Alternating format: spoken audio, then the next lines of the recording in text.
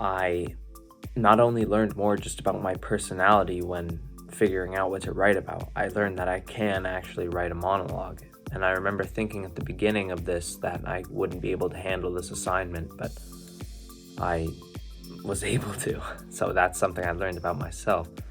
And now the way I see theater is that each monologue is written with a purpose to express a message or a story or different emotions. And now I think more about the way it was written, a monologue, or the way that the choices the actor made. This series has definitely opened my eyes to the problems deeply rooted in theater. And I've definitely learned that the types of songs or monologues that I choose to perform, as well as the types of shows that high schools do, are important to tell stories appropriate for our identities. I hope that in the future, theater will become more inclusive, accessible, anti-racist, and that storytelling will become the priority. And I also hope that we can diversify the stories told. One thing I took away from the Artists in Conversation series is just the importance of being yourself on stage and in auditions and everything, because the world needs to see you in your character and in your acting. And I really learned how to channel my own experiences into my acting, which is something I'd never really done before. So that was really helpful. And I also really enjoyed just hearing from such a diverse group of people with so many different experiences.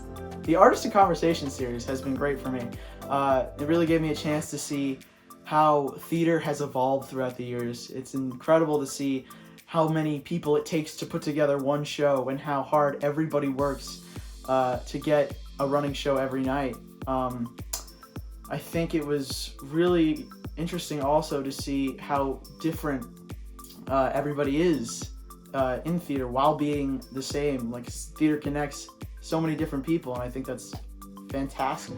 I think one of the most inspiring parts about the panels was really getting to hear the perspective of these different artists that are really at the top of their fields and what they think the biggest changes in theater need to be and how we can get there.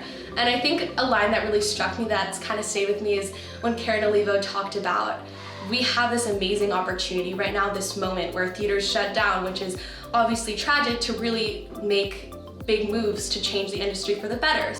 One specific moment during the Artists in Conversation series that has stayed with me is when Andrew Chappelle was just talking directly to me and just said, Carter, don't ever let a casting director, don't ever let a casting agent or anyone tell you that you can't be in a specific part play a specific part, be in a specific movie. Like, don't ever let someone hold you down, because you know what you can do and what you cannot do, and never let any casting agent or never let Hollywood hold you down from being the best you can be.